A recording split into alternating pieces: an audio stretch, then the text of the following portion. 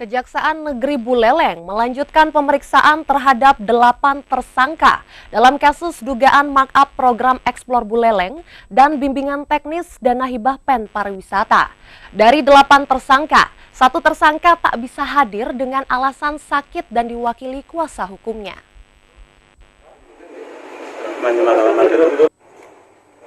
7 tersangka dalam kasus markup Explore Buleleng dan bimbingan teknis dana hibah pemulihan ekonomi nasional pariwisata menjalani pemeriksaan lanjutan di Kejari Buleleng kemarin.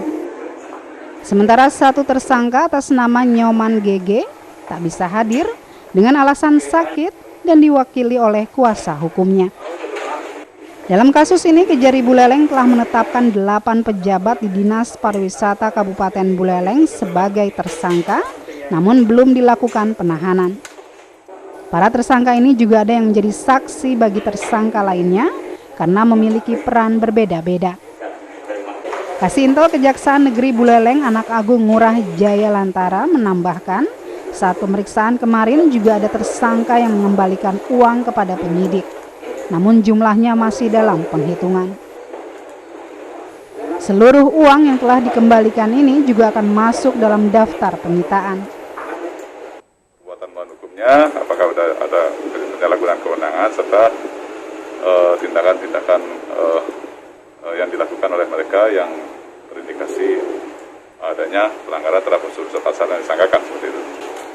Setelah memeriksa para tersangka kemarin, Kejari Buleleng akan melanjutkan pemeriksaan 8 tersangka hari ini. Dari Buleleng, Pandewi Smaya iNews melaporkan. Dan untuk lebih lengkapnya terkait pemeriksaan para tersangka dalam kasus markup dana hibah pariwisata ini, telah terhubung dengan kami Kasih Intel Kejari Buleleng, Bapak Anak Agung Ngurah Jaya Lantara. Selamat pagi Pak Agung. Selamat pagi, Swastiastu. Om Swastiastu. Pak, untuk agenda pemeriksaan tersangka untuk hari ini Pak yang masih digali oleh penyidik ini apa aja Pak? Masih pendalaman terkait dengan alur uang itu, kemana larinya, terkait itu juga pendalaman terkait dengan penyalahgunaan kewenangan atau perbuatan melawan hukumnya. Dan selama ini Kejari masih merahasiakan identitas para tersangka sebagai pihak yang memiliki jabatan struktural di dinas terkait.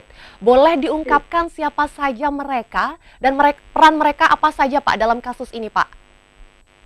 Kalau identitas tersangka sudah kita umumkan kemarin, cuma masalahnya penyebutan nama itu kan kita tetap mengacu pada ada asas praduga tidak bersalah. Jadi secara formal kita tidak kita mengikuti asas tersebut.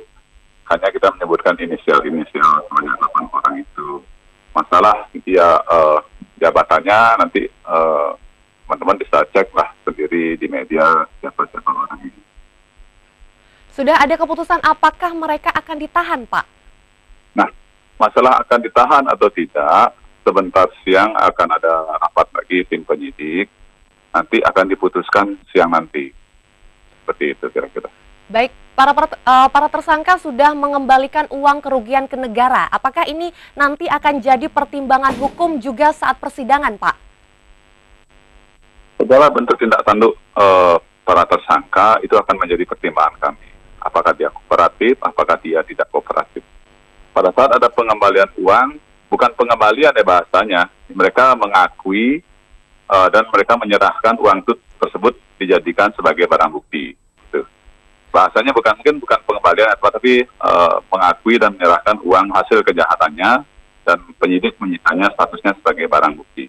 Nah, itu akan menjadi pertimbangan juga karena uang-uang itu tidak hanya disita dari para pelaku, ada juga yang disita dari kelebihan pembayaran yang belum sempat diambil oleh pelaku di vendor-vendor kegiatan.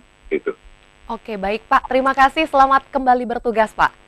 Oke, terima kasih. Terima kasih.